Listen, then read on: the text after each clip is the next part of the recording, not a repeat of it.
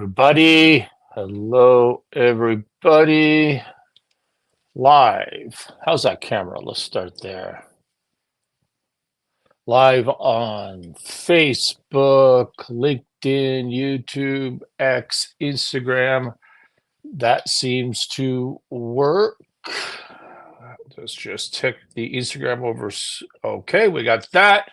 And I can see your comments. I think we're good to go. February 3, episode 327. Welcome to Mornings with Scott, the best damn business show for medium and small businesses on the planet. Markets in chaos today. NASDAQ, not at the moment, but 20 minutes ago when I was preparing for this, NASDAQ down 2.24%, S&P down 1.78%, TSX down 1.56%.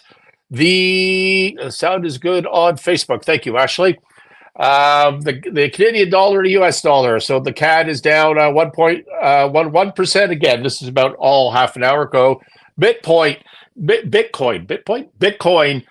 Look at last week. I think it was Friday. Bitcoin hit $105,000, and I have an option, a call option, a long option that was way in the money. I bought it sort of 4 days before that. I would have been up 50, 60, 70%, somewhere in that range. And what happened? I didn't sell. I didn't sell because I was too busy. And I thought, I'll deal with it. I did. It dropped down to $95,000 over the weekend. It had rebounded a tad this morning when I got in to set up for this show. So it is. So my option is toast, by the way, as you might imagine, unless Bitcoin rebounds to the 103, 4, 5, somewhere in that range by when? The end of this week. So it's all Trump tariff chaos. It is chaos. Did you spend all weekend? Did you spend all weekend on X scrolling and debating tariffs and getting different perspectives? Wow. There's a lot of MAGA hate for Canadians. I was surprised. I didn't know that. I didn't. Look, I know that more than half our audience is from the U.S. I spend a great deal of time in my U.S. I have businesses in the U.S. I love the U.S. I always have. I've always worked there. You know, Canadians love our MAGA neighbors. I had no idea that that MAGA hated Canada so strongly. Maybe that's the persuasion powers of the presidents. Well, now we are in a trade war. And Canada, here's my hypothesis for you today. Canada is at a crossroads. One thing we know for sure is that the Canadian-U.S. relationship, as we have known it literally for centuries, it's over. It is never going to be the same. There has been irreparable, I never try to say that word out loud, harmed. I've never seen Canada. I have not seen, look, I'm older than a lot of you, so I have seen Canada this united, but it hasn't been since 1972 in the Canadian-Russian hockey series. That's when we were last this united, and as school kids, we had our heads on the desk listening to the transistor radio while trying not to get caught by the teacher. That's when we were last this united. Now we are united again. Shocking. It's shocking to me, the unity of Canada. There was a post from somebody, and you would think I would have said who in my notes, but I didn't. But this fellow says, I've never seen Canadians across the political spectrum so aligned as we are right now. Exactly. America has become an enemy in our eyes. Trump seeks to destroy our lives. We stood firm alongside America when they were attacked and invoked Article 5. Canadians died for America. On 9/11, we opened our airspace and allowed American flights to enter Canada, even though it was an incredibly dangerous situation. Canadians opened up our homes for Americans in peril. And this is what you do to Canada in return? America wants to destroy our economy, destroy our lives, and make Canada the 51st state. Seriously, screw America. I don't want this to happen. But if push comes to shove, Canada has a few tools up its sleeve. We can take the gloves off. Export tax on potash. America imports almost 90% of potash from Canada, and Canada is one of the few countries that produces it. Canada provides 40% of the world's potash, and potash is needed for fertilizer. Export tax on softwood lumber. America imports more than 30% of their lumber from Canada. You think houses are unaffordable now? Just wait till your new build prices increase. By the way, as an aside to this fellow's X post, I keep hearing on the news and on U.S. exports about softwood lumber. Softwood lumber. Canada subsidizes softwood lumber. Canada does not subsidize softwood lumber. What it does do is it charges less of a royalty rate, a stump tax, a per tree royalty to the government than the U.S. does. So it taxes it less, and the U.S. calls that a subsidy. MAGA, the world of lower taxes, is complaining that Canadian taxes are too low. Oh, the irony on this. Export tax on softwood lumber, says this fellow. America, this is not me, by the way, although I don't disagree. American imports more than 30% of their lumber from Canada. You think how, yeah, we already did that. We can also stop subsidizing our oil exports to America. Bingo. And sell it at market value. More than 50% of U.S. crude oil imports come from Canada. U.S. refineries are specifically designed to handle Canadian oil. The only other market with similar oil is Venezuela. Refineries in the Midwest won't be able to outfit their pipelines and refineries to offset a lack of Canadian oil before it drastically affects the American economy, significantly driving up prices and inflation. America wants to destroy our economy. Let's drive up inflation in America and remind Americans that it's Trump's fault that their costs for food, gas, homes, and significantly increase. You lost me on that last sentence, by the way.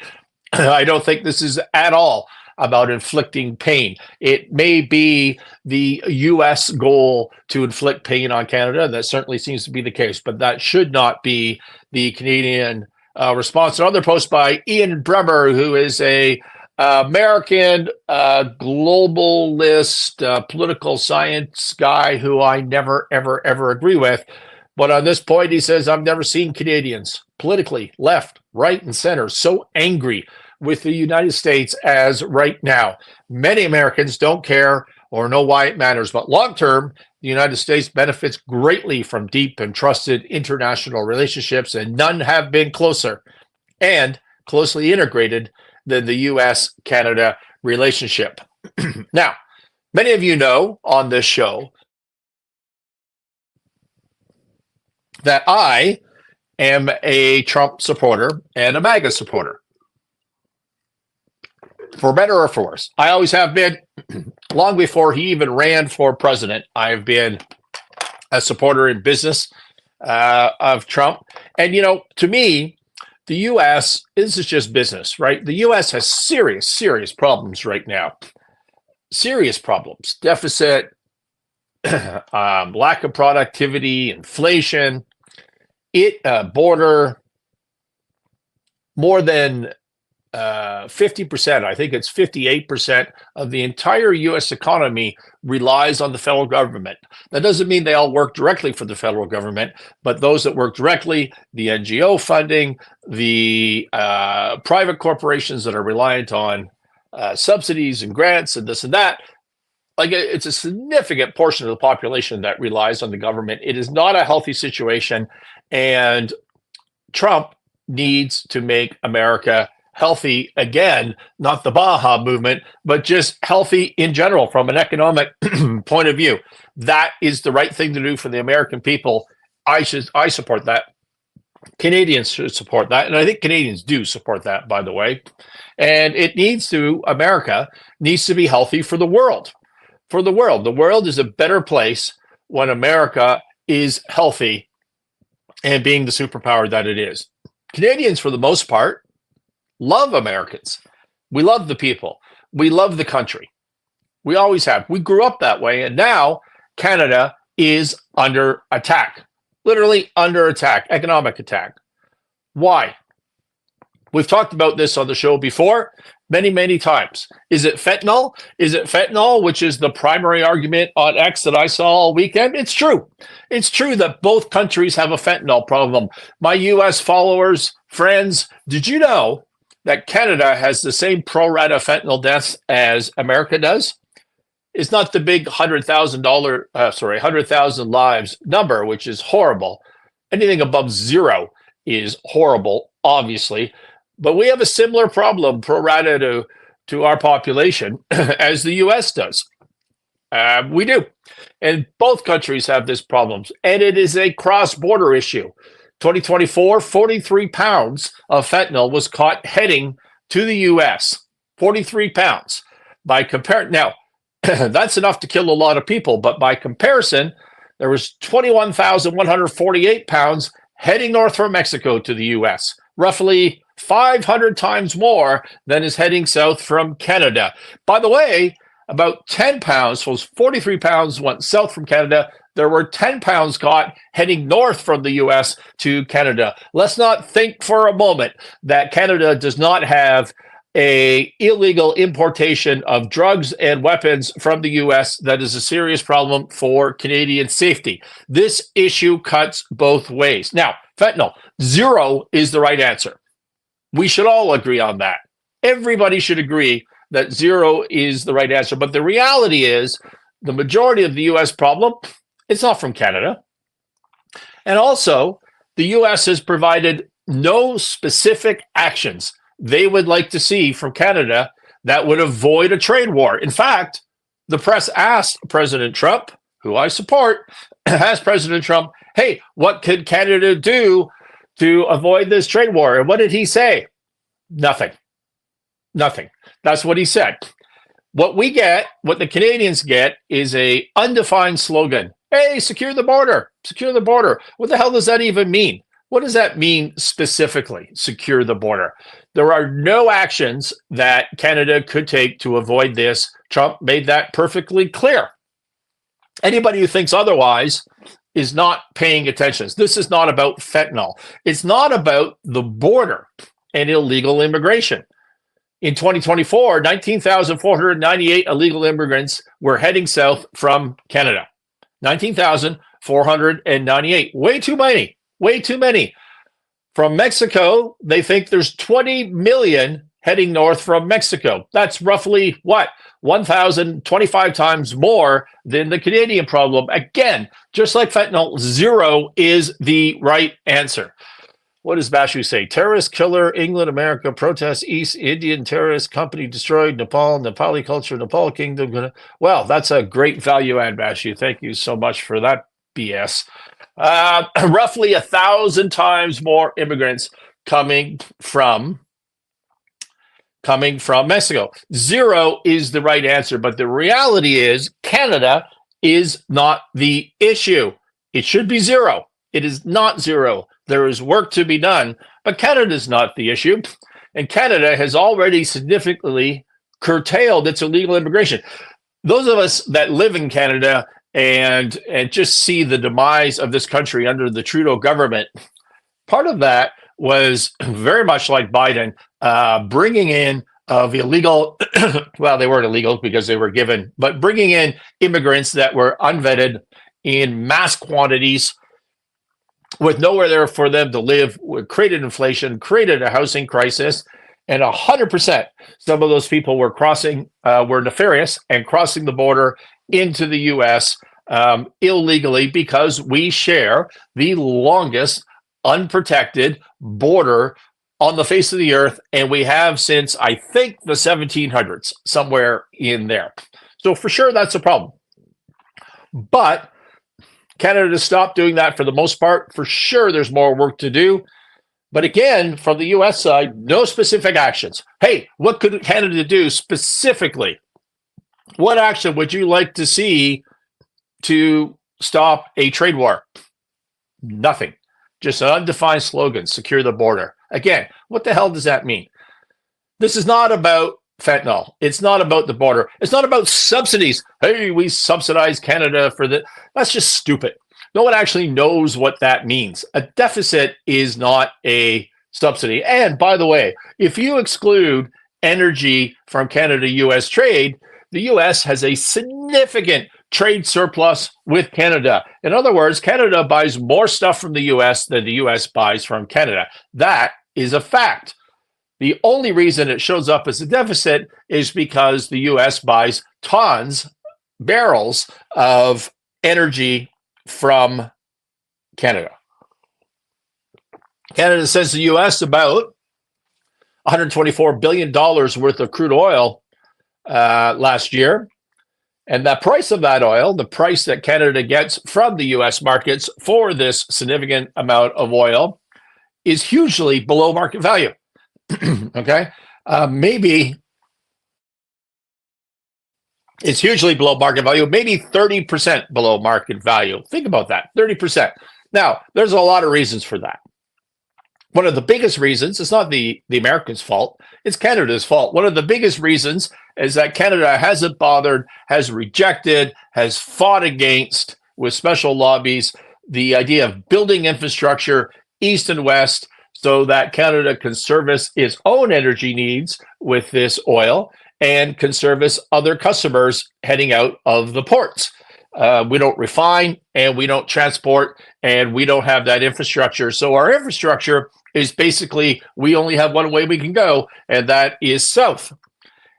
We've been okay with that as a country, stupidly, because of the quote unquote special relationship that we have for the US. Many of our politicians have thought, hey, it's okay that we take our abundant resources and sell them cheap to the US. They're like our brothers. They're like our brothers. They provide national security to us. We should do that. That's what is going on there. So it's not about fentanyl. It's not about the border. It's not about these stupid subsidy argument. What is it about? And we've discussed this. I've told you this many times on this show. What it's about is more. It is a negotiation for more. Trump flat out told us that in the last negotiation. He was joking in an interview. He says, yeah, I told Trudeau some stuff. I don't know if it's true. I just made it up. And we got a bunch of things out of him. Right? He just wants more. That's the negotiation. That's the art of the deal. When does it end? Never. It never ends. We have trade agreements with the U.S. right now that we honor. It doesn't matter. That trade agreement is toast. It's been violated as of right now. It will only ever stop when Canada pushes back hard enough to make it stop and continues to push back hard enough to make it stop. That's it. That's the only solution. So for those of you that are thinking, hey, we shouldn't respond, Maxime Bernier, we shouldn't respond and we should suck up to the U.S., you are wrong. That is a way to lose this situation. The right thing to do for Canada is to stand up for itself right now.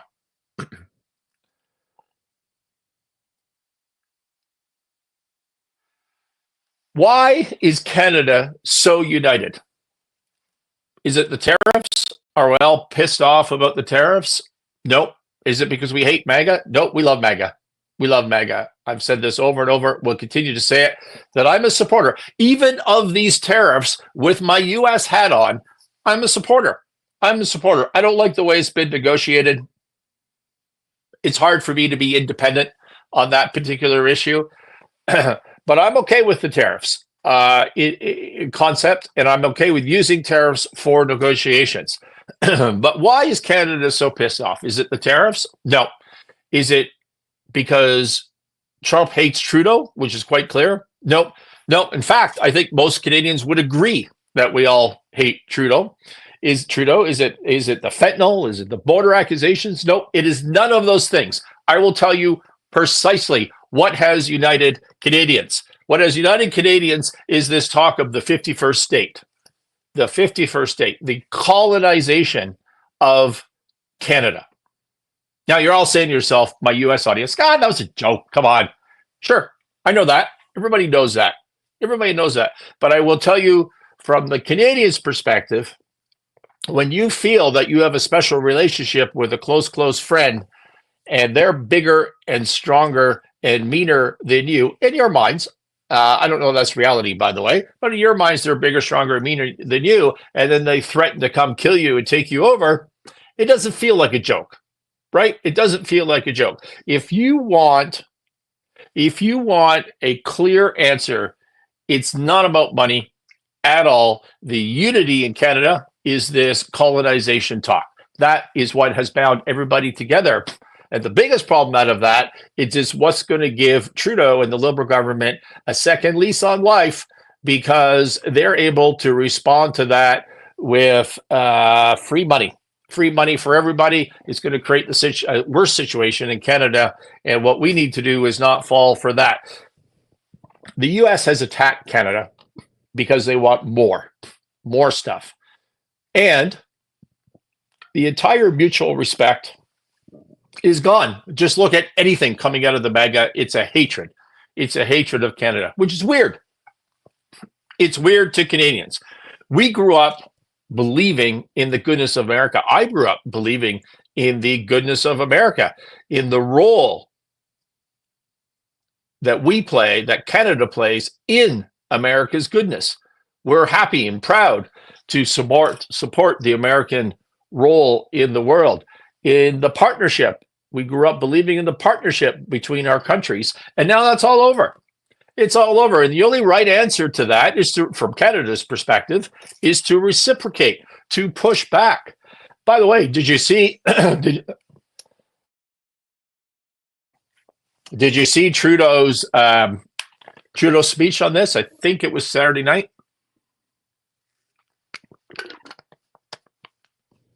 That might have been one of the better speeches in Canadian history. He might be full of it. He's probably full of it. He's usually full of it. But I have to be honest with you, I've never been proud of Trudeau before, ever. And I've known him long before he was prime minister. I've never been proud of him. I always thought he was a twit. He did a good job. I don't know who wrote the speech. He did a good job. And it's a weird feeling for me to think, hey, Trudeau, you did a good job. I never thought those words would leave my mouth. He did a great job.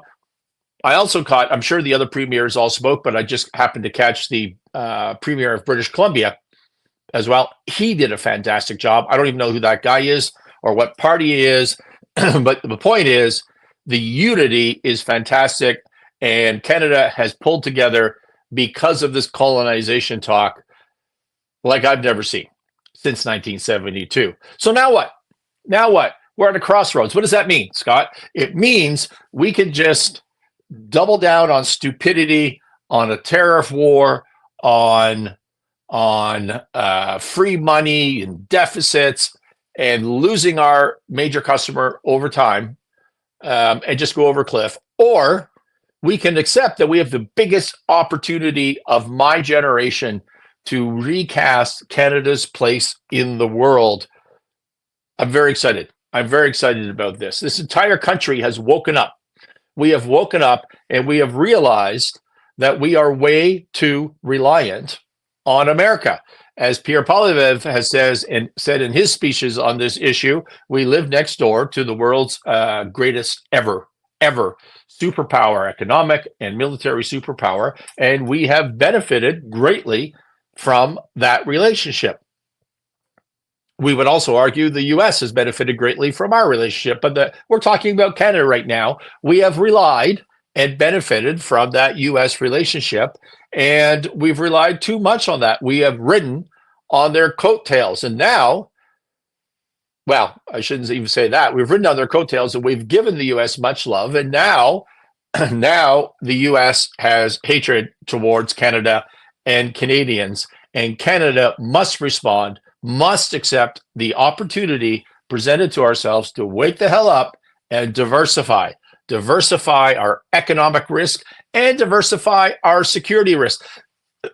We're all talking about tariffs and economics. Let me ask you a question.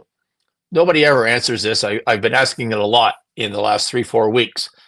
If there's an incursion into Canadian territory, let's say, for example, in the Arctic region, for the purpose of shipping or whatever, and somebody steps in and takes over what we believe to be our land, if there's an incursion into Canada and we lose some territory, legally defined by us or by whoever the hell legally defines these sorts of things, is there anyone listening to this in Canada or the US who actually thinks the US is going to come or protect our territory? Really? Do you really think that's going to happen? Not a chance in hell is that going to happen. And if it did, it would be because we paid for it, that we give up something of significance to the US so that this so-called protective situation we have is actually implemented. We need to diversify our economic and security risk. So what do? X post by Martin Pelletier. I don't know this fellow. He does great posting on X, though, and he seems to be a Calgary-based fund manager, so portfolio manager of some sort. Canada needs to create its own New Deal program. Roosevelt Part 2. It has to be done by industry, not government, with material tax cuts, capital incentives for massive infrastructure project builds, new global capital, and encourage domestic capital development. All projects have to be associated with moving energy, materials, manufacturing, and agriculture away from the U.S. to global markets. Bingo. Massive hiring program associated with each project. Employ young people across the country in its deployment and construction. Use it as a means for training and development for the trades, welders, pipe fitters, electricians, etc. Right-of-way access, fully secured and backstopped by the federal government. Use of the Emergency Act to shut down court challenges by environmental groups, provinces, and other special interest groups. I added that last part. This would be akin to why we built the railroad coast to coast. Exactly. Canada last changed so much when we built the railroad from coast to coast, and that last spike was hammered in by Donald Smith in that famous picture. That is the opportunity Canada has right now to unite the country and stop the Americans from coming north. Good post by Martin Pelletier. I sent a simple. I've been, the reason I love it, of course, is because I agree, and I've been posting many things. I sent a post to Daniel Smith, the Premier of Alberta, sometime over the weekend, that export tariffs are the answer to this. And so what we need to do as a country, it's great that Trudeau did targeted tariffs back on the U.S., but the ultimate goal here to revitalize and change everything Canada is to acknowledge that the U.S. is stuck with Canadian crude. They have entire refineries, entire transportation systems built specifically to Canadian crude, and that cannot be changed anytime soon. I mean, there's refineries that will go to zero without access to that Canadian crude. If we were to put an export tax on that, we would raise lots of money. We would not lose volume, and we could use that money to fund this infrastructure stuff coast to coast and revitalize this country and diversify our economic and security risks. And of course, the people in Alberta is like, hey, Scott, get lost. They don't say it that kindly in Alberta, but they tell me to get lost. And you people from other provinces are always trying to steal our resources. Number one, no. Number two, they're not your resources, it's the Canadian resources. But that's not the important part. Here's the important part. Daniel Smith, as leader of Alberta, could negotiate with the federal government and with the other premiers to do exactly this, not for free, in exchange for all the permitting and all of the infrastructure and refinery and transportation to go across Canada. That would be the cost. The cost would be Alberta gets to save some of the money invested into all this infrastructure, and the rest of the provinces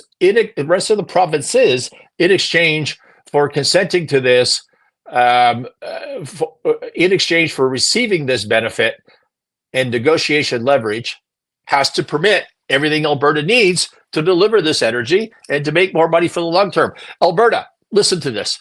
The U.S. will not, in the long term, if this trend continues, they will not be buying your crude, and you have no one else to sell it to. Is that a good long-term business plan? Now is the time, while they need you, to get some money out of this and to diversify your economic risk. This is not about the East stealing your resources. This is about you being smart in the longer term and rebuilding your business plan along these resources. Canada needs to start diversifying right now. Repair the relationships with China. Repair the relationships with India. Stop counting on one partner that has no interest in our value. How many times does Canada need to hear from Trump and the MAGA crowd that they don't need anything from Canada? Canada has nothing to offer to us, the U.S. That's the message. Do you just not believe that? Is that what you're going to do? Are you just going to ignore what your big customer is saying? That's idiotic. It's idiotic in business. It's idiotic in this situation as well. Build infrastructure for energy. add value through refineries, pipelines. You know what? What if there was a national emergency project to provide super cheap energy to all manufacturing, which is largely in the East? I'm not saying exclusively, but that's where the base of manufacturing is. Manufacturing runs on energy. Canada would be way more competitive. There is a project worth doing. Lower Canadian taxes to offset the damage. Dismantle interprovincial trade barriers. I know that's not as simple as it sounds, but that should be part of the plan. We can offset tariffs by being more competitive internally. For businesses, if you're a business owner, which is what this show is about, this is a time of crisis, but it's also a time of opportunity. You need to plan for the contingencies. You need to be hyper focused on your priorities. Cut out all the waste. Get rid of the wasted money, the wasted projects, the things that are on the side, the nice to haves, the extra car. Get rid of all that stuff. Know that the Canadian dollar is probably going to crash. It's gone down a little bit. It might go down a little bit more. Well, it will go down more. That's probably going to happen. It's a huge advantage. A huge advantage. It sucks if you're trying to travel to Disney World. It's really, really bad for that. But if you're a Canadian manufacturer, a Canadian exporter, that is a huge advantage. It makes your goods cheaper, and that will offset the tariff impact. Look to new markets. Strengthen. Look to new markets, diversify your economic risk, and do that while the Canadian dollar is low because you have an advantage. And remember, this is important to everybody. Tariffs will cause a recession, but it will only cause a recession if the government of Canada and the respective provinces do not do things to offset those tariffs. What could they do? Tax cuts, regulation cuts, investments, as we talked about in the Pelletier Post. That's what they can do. Every bank economic forecast related to tariffs that you see and you read about in the newspaper, I've had several emailed to me early this morning. 100% of them say there will be less growth and a recession in Canada, but only if the Canadian government doesn't act to offset that. There is an opportunity to offset that. So when you're I don't care if you're NDP, Liberal, Conservative, PPC, whatever you are, you should be talking to your leader about taking smart business moves. This is not the time to opportunistically talk about socialist type programs, which are just going to take the wrong path of those crossroads and send us over the cliff. For Canadians in general, just remember, you're not the one paying the U.S. tariffs. The U.S. consumers are paying the U.S. tariffs. That's the way tariffs work in the short term. In the longer term, what the tariffs expect to have happen is that somebody in the U.S. will create domestic manufacturing to replace that Canadian manufacturing and Mexican manufacturing. But you're not paying that. They're paying that. It makes their goods more expensive, not our goods. Our tariffs make our goods more expensive. So you should worry about that for sure. But just remember, don't freak out over the U.S. tariffs necessarily, although it's irreparably harmed our relationship. I don't think there's any question about that. But it is not you that is paying U.S. tariffs. Embrace this change. We're at a crossroads, and this could be a huge opportunity for Canada to become a global powerhouse in energy and critical resources. We have the most resources of any country in the world. We should be the wealthiest country in the world. We're nowhere close to that. Why? Bad management, and we give away all our stuff really cheap to the U.S. Let's stop doing that. I love our American friends. I love doing business in the U.S. I love MAGA. I'm great with Trump.